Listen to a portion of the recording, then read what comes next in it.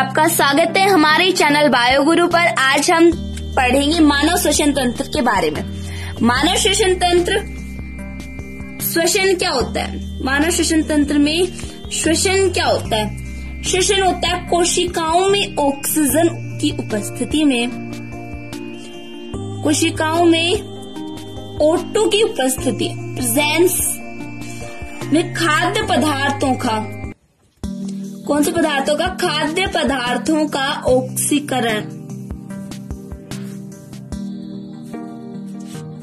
खाद्य पदार्थों का ऑक्सीकरण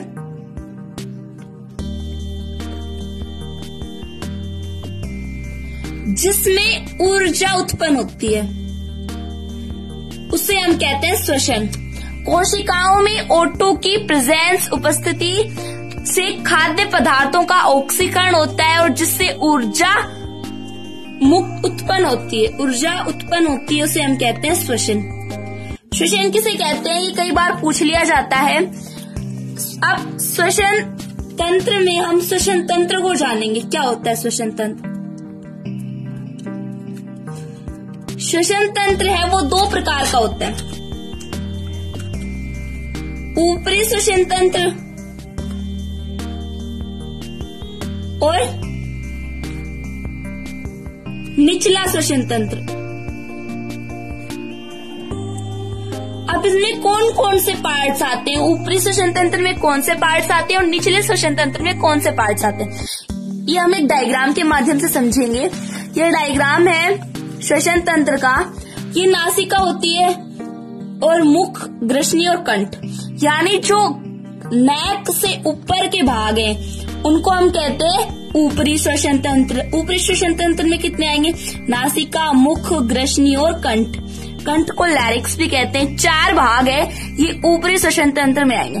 और कंठ से नीचे के भाग श्वास नली, फेफड़े, श्वसनी, श्वसनिकाएं और डायफ्राम, ये आते हैं निचले श्वसन तंत्र में। अब हम इनको थोड़ा एक्सप्लेन से समझेंगे कि किस प्रकार से कार्य करते हैं, श्वसन तंत्र में क्या भूमिका होती है इनकी। ऊपरी श्वसन तंत्र में कौन कौन से आए अभी हमने देखा। फर्स्ट आया नासिका, मुख, ग्रसनी और कंठ। ये 4 जो है ये ऊपरी श्वसन तंत्र में आए। कंठ, लैरिक्स, ये ऊपरी श्वसन तंत्र में। और निचले श्वसन तंत्र में आए फेफड़े, श्वास नली और श्वसनी, श्वसनिकाएं,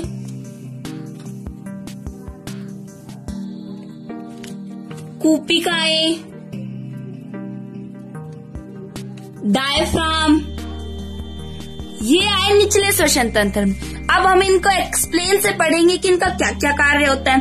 फर्स्ट हम पढ़ेंगे ऊपरी श्वसन तंत्र। ऊपरी श्वसन तंत्र में हमारा फर्स्ट आता है नासिका, यानी नाक, नोज जो होता है वो आता है। नासिका, हम श्वास किससे लेते हैं? नासिका से। ये एक श्वसन अंग है। श्वसन तो हम कई बार नाक बंद होने पर मुंह से भी करते हैं, लेकिन नासिका से जो हम श्वसन करते हैं वो मुंह से श्वसन करने से, यानी मुख से श्वसन करने की बजाय अधिक शुद्ध होता है। नासिका जो बाहर एक जोड़ी नासाद्वार होते हैं, एक जोड़ी नासाद्वार होते हैं, हमें बाहर से देखने पर ऐसा लगता है। और इन दोनों के बीच में, इन दोनों नासाद्वारों के बीच में एक पतली झिल्ली लगी होती है, हड्डी रहती है, क्या ये पतली झिल्ली कह सकते हैं। ये इन्हें 2 भागों में बांटती है। 2 भागों में बांटा मतलब एक जोड़ी हो गए। अब इनके अंदर नासिका के अंदर क्या होते हैं? छोटे छोटे बाल होते हैं। ये बाल क्या कार्य करते हैं? बहुत महीन बाल होते हैं नासिका गुहा के अंदर। ये धूल के कण, पराग कण, फफूंद आदि को रोकते हैं हमारे शरीर के अंदर जाने से। ये धूल के कण, परागकण, फफूंद है, ये हमारे जो नासिका गुहा होती है, उसके महीन बाल होते हैं, वो इन्हें रोक लेते हैं ताकि हमारे जो शरीर के अंदर ना जा पाए, और वायु को शुद्ध कर देते, क्योंकि वायु में ये कण मिले होते हैं। अगर महीन बाल हैं, ये उनको रोक लेंगे तो ये शरीर के अंदर नहीं जा पाएंगे और वायु शुद्ध हो जाएगी। नेक्स्ट आता है मुख यानी माउथ। मुख किस प्रकार से कार्य करता है? मुख भी एक श्वसन अंग का एक श्वसन अंग है। ये द्वितीयक श्वसन अंग, ये द्वितीयक श्वसन तंत्र में ये द्वितीयक तंत्र के रूप में कार्य करता है। अभी हमने बताया था कि मुख से जो हम श्वास लेते हैं उसमें धूल के कण, परागकण और फफूंद ये सीधे ही चले जाते हैं। इन्हें रोकने के लिए कोई अन्य संरचनाएं नहीं होती है, जबकि नासिका में महीन बाल होते हैं जिससे ये कण है ये रुक जाएंगे और वायु शुद्ध हो जाएगी। लेकिन मुख में वायु शुद्ध नहीं हो पाती, अशुद्ध वायु ही हमारे शरीर के अंदर प्रवेश कर जाती है। इसलिए नासिका जो है ये अधिक हमें श्वास इसी से लेना चाहिए, लेकिन कभी कभी नासिका बंद होने के कारण हम मुख से भी श्वास ले लेते हैं, लेकिन मुख से श्वास लेना नासिका के श्वास लेने से अधिक अशुद्ध होता है। नेक्स्ट आता है ग्रसनी।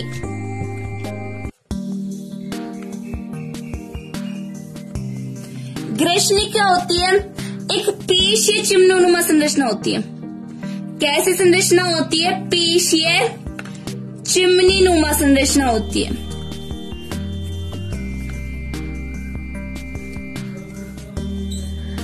और नासिका गुहा के पृष्ठभाग, जो नासिका गुहा थी उसके पृष्ठभाग से आहार नाल के ऊपरी भाग तक फैली होती है।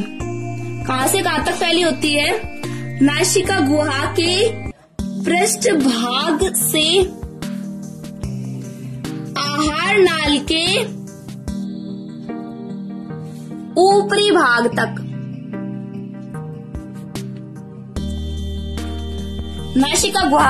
नासिका गुहा का जो पृष्ठभाग होता है और आहार नाल का जो ऊपरी भाग होता है वहां तक ये फैली रहती है। ग्रसनी को 3 भागों में बांटा गया है।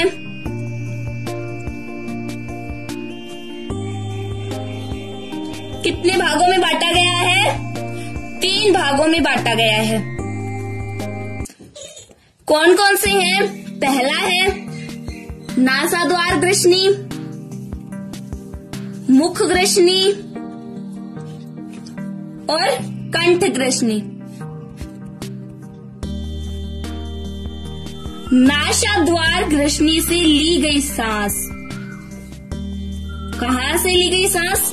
नासाद्वार ग्रसनी से जो सांस ली गई है वो कहां जाती है? सीधे मुख ग्रसनी में जाएगी।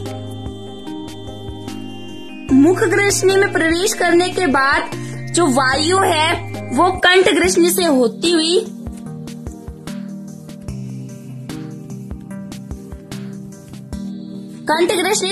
कहा जाती है घाटी ढक्कन। घाटी ढक्कन यानी एपिग्लोटिस।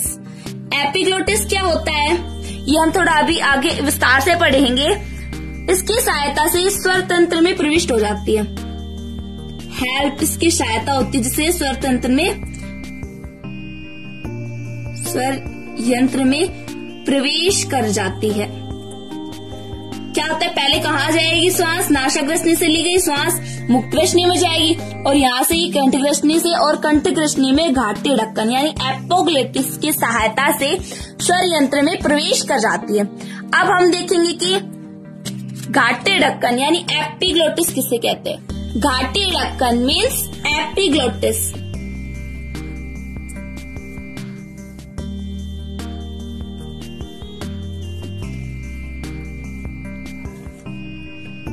एपिग्लोटिस किसे कहते हैं? जो घाटी ढक्कन है वो एक पल्लीनुमा नोचदार उपास्थि संरचना है।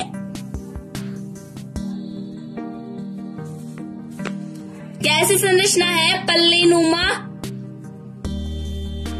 नोचदार उपास्थि संरचना है जो क्या कार्य करती है? जैसे श्वास नली होती है और उसी के ऊपर होती है आहार नली या ग्रास नली कह सकते हैं। रेड वाली है, ये है आहार नली, सॉरी ग्रास नलिया या ग्रास नली, और जो ब्लू कलर की है ये है श्वास नली। अब जैसे वायु हमने ग्रहण की, ये श्वास नली में जाती है और भोजन है वो ग्रास नली के माध्यम से स्टमक में जाता है। ये किस प्रकार से होता है? इनके ऊपर एक घाटी नुमा या पल्लेनुमा एक उपास्थि की संरचना होती है जो ये सुनिश्चित करती है कि जो भोजन आएगा वो किस में जाएगा? आहार नली में। आहार नली में जब भोजन आएगा तो जो एपिग्लोटिस है ये श्वसन नली पर जाके लग जाएगा, जिससे भोजन किस में चला जाएगा? आहार नली में। लेकिन यदि श्वास आई, ये आई तो जो एपिग्लोटिस या जो घाटी ढक्कन है ये श्वास नली की बजाय आहार नली पर या ग्रास नली पर जाकर लग जाएगा, जिससे श्वास है ये श्वास नली में चला जाएगा। इस प्रकार घाटी ढक्कन या एपिग्लोटिस है ये सुनिश्चित करता है कि जो श्वास है वो श्वास नली में जाए और भोजन ग्रास नली में जाए। इस प्रकार एपिग्लोटिस यानी घाटी ढक्कन है ये एक ढक्कन की तरह कार्य करता है। नेक्स्ट आता है हमारा कंठ। कंठ का क्या कार्य है? ये ग्रसनी व श्वास नलिका को जोड़ने का कार्य करता है। अभी हमने देखा था स्ट्रक्चर में, ये देखिए यहाँ पे ये कंठ है, ये ऊपर का जो भाग है ये ग्रसनी है और नीचे का ये भाग है ये श्वास नली है। इन दोनों को जोड़ने का कार्य लिरिक्स यानी कंठ कर रहा है। जो कंठ है यह 9 प्रकार की उपास्थि से बना होता है। 9 प्रकार की उपास्थि से बना होता है।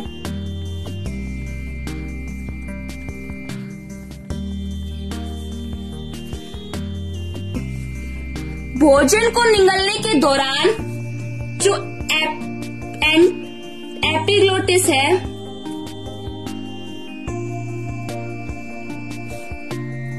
यानी घाटी ढक्कन,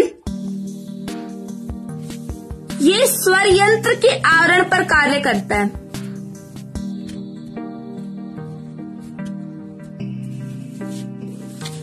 स्वर यंत्र के आवरण पर कार्य करता है।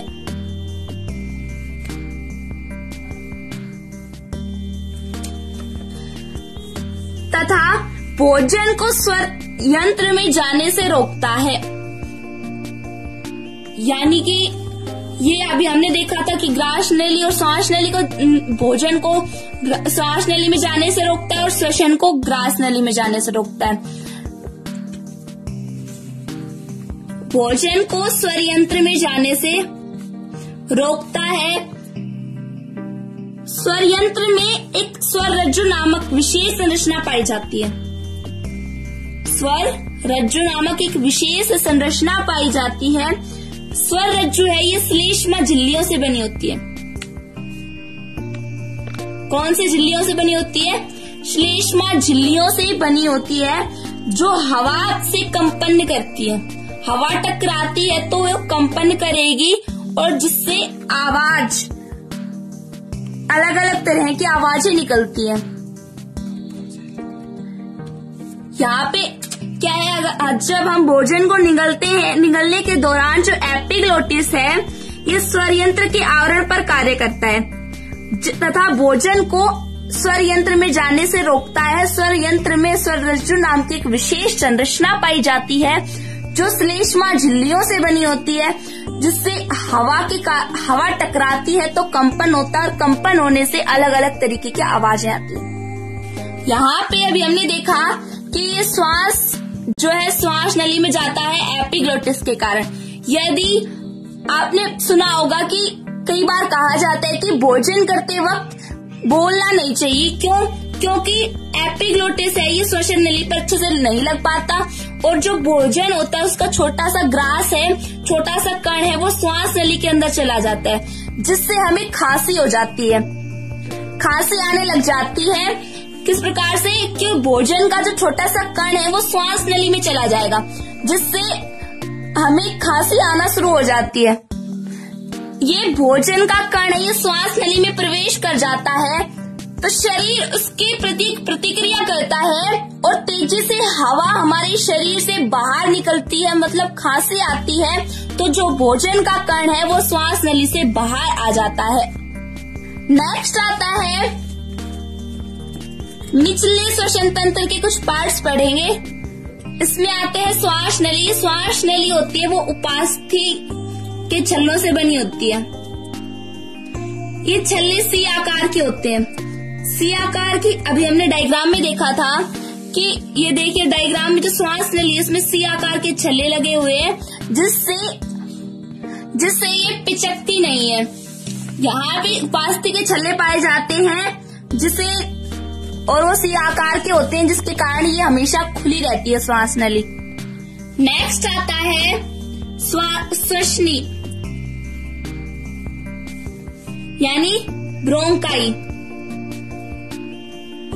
जो श्वास नली होती है ये वक्ष गुहा में पहुंचने के बाद, श्वास नली वक्ष गुहा में पहुंचने के बाद दो भागों में बट जाती है। दो अलग अलग भाग कौन से हो गए? दोनों श्वसनी हो गई, दो श्वसनियों में बट जाती है। अब प्रत्येक श्वसनी विभाजित होती हुई प्राथमिक, द्वितीयक, तृतीयक शाखाओं में बट जाती है।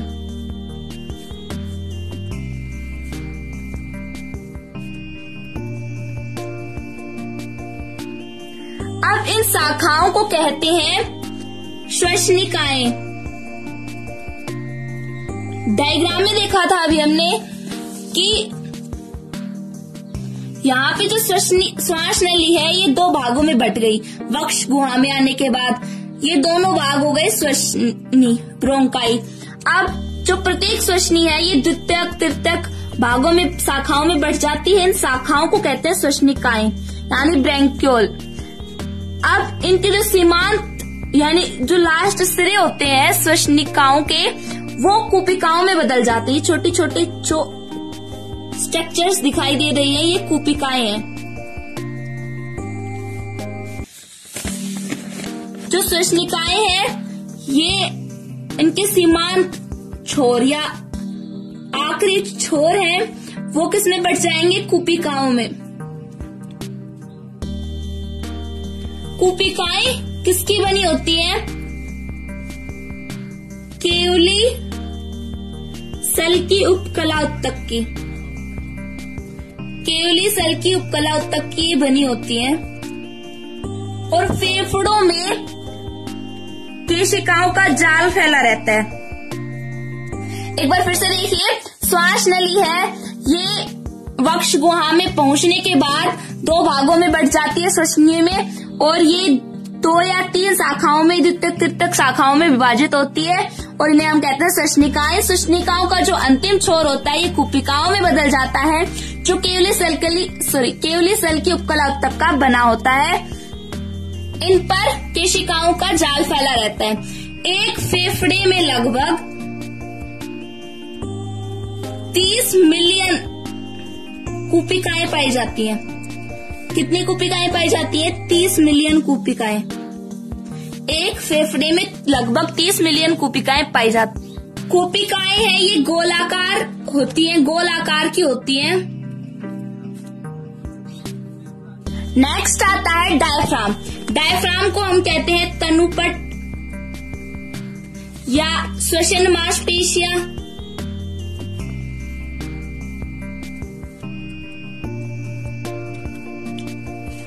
डायफ्राम को तनुपट या श्वसन मांसपेशियां भी कहते हैं। तनुपट या डायफ्राम क्या कार्य करता है? ये इस प्रकार से होता है, और इसके ऊपर जो वक्ष भाग होता है, वक्ष गुहा होती है, और नीचे का भाग होता है उदर गुहा।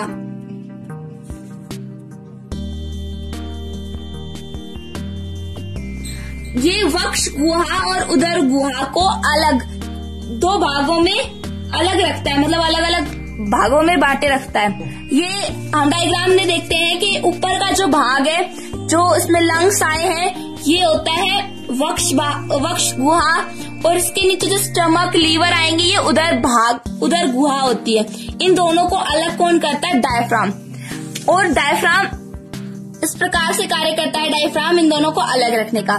जब हम श्वास लेते हैं तो वक्ष गुहा, श्वसन करते हैं तो वक्ष गुहा होती है, उसका आकार यानी वो फूल जाता है। और जब हम श्वास छोड़ते हैं, जो वायु होती है वो किसके द्वारा प्रवेश करती है शरीर में? नासिका के द्वारा। वायु नासिका के द्वारा शरीर में प्रवेश करती है तो वक्ष गुहा है वो फूल जाती है। यहाँ पे संकुचन हो रहा है। और जब हम श्वास छोड़ते हैं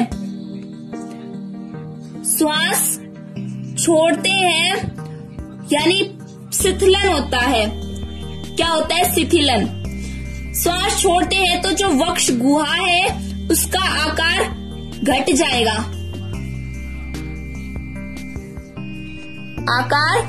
जाएगा, कम हो जाएगा शिथिलन में। फेफड़ों में वायु केवल डायफ्राम, फेफड़ों में वायु का आवागमन यानी वायु का आना और जाना, सांस लेना और छोड़ना केवल डायफ्राम नहीं करता, इसके अलावा भी कुछ पेशियां होती हैं, उनका नाम है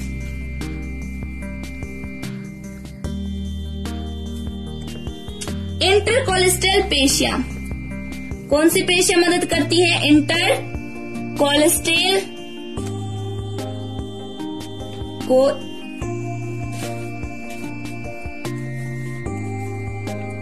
इंटरकोलेस्ट्रल पेशियां।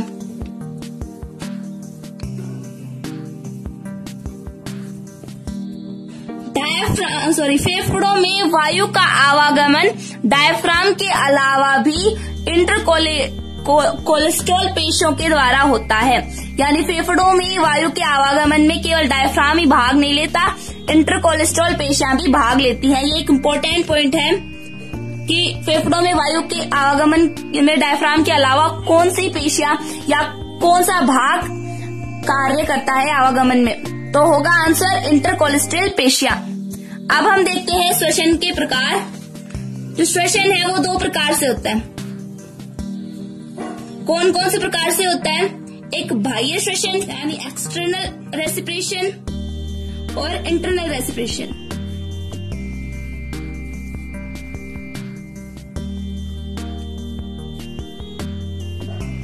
फर्स्ट हम पढ़ेंगे बाह्य श्वसन। बाह्य श्वसन में क्या होता है? गैसों का आदान प्रदान वायु से। गैसों का आदान प्रदान किस प्रकार से होता है बाह्य श्वसन में? जो वायु से भरी कूपिकाएं होती हैं, कूपिकाओं में वायु भरी होती है, वो केशिकाओं, वायु से भरी कूपिकाएं तथा केशिकाओं के रक्त के बीच, इन दोनों के बीच में आंतरिक दबाव होता है, इंटरनल प्रेशर होता है। इंटरनल प्रेशर के अंतर के कारण बाह्य श्वसन होता है। गैसों का आदान प्रदान वायु से भरी कूपिकाओं तथा केशिकाओं के रक्त के बीच आंतरिक दबाव से उत्पन्न अंतर के कारण होता है। नेक्स्ट आता है आंतरिक श्वसन में गैसों का विनिमय या गैसों का आदान प्रदान है, वो केशिकाओं में प्रवाहित रक्त व उत्तकों के मध्य होता है। किसके मध्य, कोशिकाओं में जो प्रवाहित रक्त होता है और उत्तक होते हैं उनके मध्य क्या होता है, गैसों का विनिमय होता है, आदान प्रदान होता है। ये किस विधि द्वारा होता है, विसरण विधि द्वारा इनमें गैसों का आदान प्रदान होता है।